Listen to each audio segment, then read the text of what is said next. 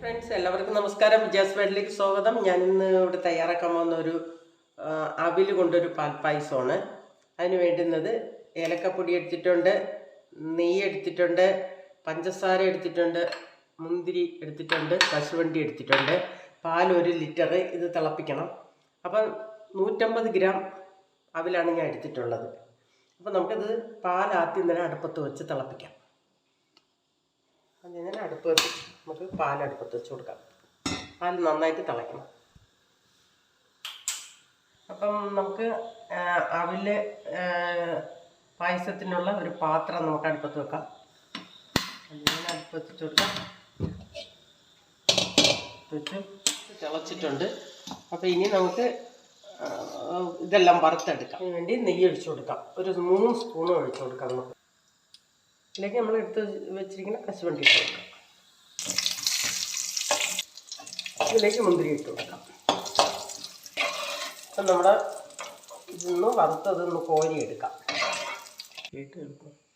ഇതിലേക്ക് അവലിട്ട് കൊടുക്കാം.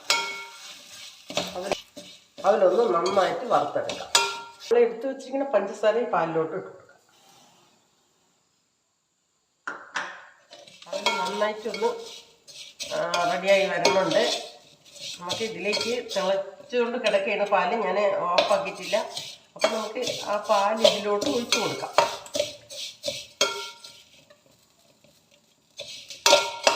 നമുക്ക് പാലിൻ്റെ സ്റ്റൗ നിർത്തിയിട്ട് നമുക്ക് ഈ പാൽ ഇതിലോട്ട് ഒഴിച്ചു കൊടുക്കാം. കുറച്ച് ഫ്രഷായിട്ട് പാൽ വെച്ചിട്ടുണ്ടെങ്കിൽ അതും കൂടെ ഒഴിച്ചു. ഇതിലേക്ക് ഞാൻ പഞ്ചസാര ഇട്ട് പൊടിച്ച് വെച്ചിരുന്ന ഏലക്കപ്പൊടി ഇട്ട് കൊടുക്കാം. ഇതിലേക്ക് 1 നുള്ള് ഉപ്പിട്ട് കൊടുക്കാം.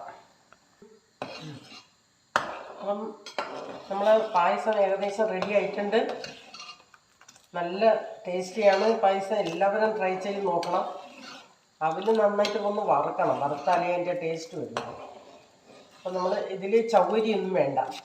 ചവ്വരി ഇടേണ്ട ആവശ്യമില്ല. ചവ്വരി ഇട്ടിട്ടില്ല അവലായതുകൊണ്ട്. അപ്പോൾ നമ്മുടെ പായസം റെഡി ആയിട്ടുണ്ട്.